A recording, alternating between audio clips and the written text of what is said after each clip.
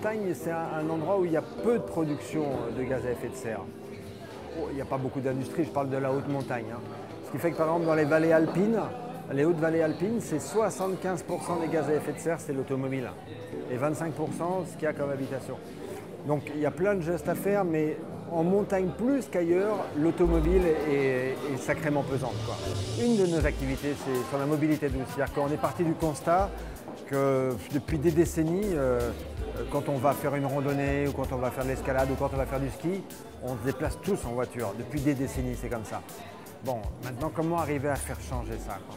Et on s'est aperçu que bon, il y avait plein d'obstacles matériels, mais qu'il n'y avait pas que des obstacles matériels. Il y a des obstacles d'habitude, on va dire tout simplement. Et on a mis en place un site qu'on a travaillé depuis 2 ans, ça s'appelle changerdapproche.org, et qui permet justement en montagne d'aller repérer tout ce qu'il est possible de faire déjà aujourd'hui. Alors qu'il y a des endroits où il n'y a pas beaucoup de bus et tout ça, pas beaucoup de trains. Mais avec ce qui existe aujourd'hui, on a calculé qu'il y a 7000 itinéraires de ski, de randonnée, d'escalade ou d'alpinisme qui sont accessibles en transport en commun dans l'arc alpin. 7000. Et donc ça, c'est en ligne et avec le retour d'expérience. Ça, c'est notre dernière réalisation. L'objectif est vraiment qu'on passe de « ouais, ça serait bien qu'on fasse autrement » à « bon, allez, comment on fait pour faire vraiment autrement ?» Tout ce qui peut contribuer à ce qu'on sorte de cette pesanteur actuelle.